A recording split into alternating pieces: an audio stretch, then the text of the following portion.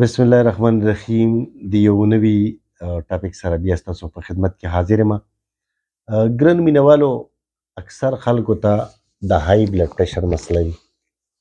مطلب دا دی چې د خلکو پی پی های کیږي او عام طور باندې خلک بس صرف دوره غني چې غني د بی پی د های کېدو یو نقصان دی او هغه دی بنده ته غوسه راتلل، حالانکه داسې هرگز نه ده.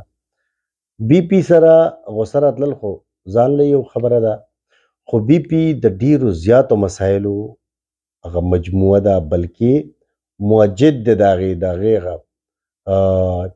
چې کوم مسایل پیدا کیږي د بی پی وجه باندې هغه ډیر زیات دي او هغې کې مین کردار د های بلډ پریشر وي. مثال کے طور پر په سر کې رکش لیدل یا برین هیمریج چې څه ته ویلی شي.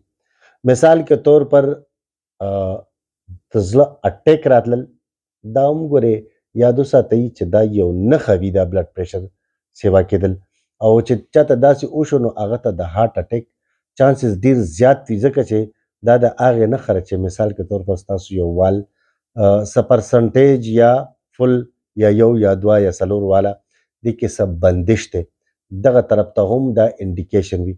د دې نه علاوه د ګردو د ټولو نه غټ دشمن چې کوم دی دا های بلډ پریشر دی. های بلډ پریشر سره د ډیرو زیاتو خلکو ګردې پیل کیږي. د دې نه علاوه دا خو وړې وړې خبرې دي چې یاره غوسه راځي او نه راځي، او خو د های بلډ پریشر په وجه باندې انسان ټول هغه سیستم ډسټرب وي، هغه ټول ژوند یې ورسره ډسټرب وي. نو د دې دپاره په هومیوپیتیک کې بهترین علاج شته. بېشک ماله مه راځئ چې کم ځای تاسو ته خو هومیوپیتیک ډاکټر ملاویږي هلته کې ورشئ. زما د پروګرام مطلب دا دی چې خلک هومیوپیتیک طرف ته راشي، نه کې ما د طرف ته راشي. ماله بېشک مه راځئ چې کم ځای تاسو ته ښه هومیوپیتیک ډاکټر ملاویږي هغه له ورشئ، خو تاسو هومیوپیتیک طریقه علاج سره د دې څیزونو علاج وکړئ. دا نه دی چې بس د بلډ پریشر ګولۍ دا ټول عمر له به استعمالوي. ټول عمر دوایي استعمالول دا علاج نه دی، دا نشه ده.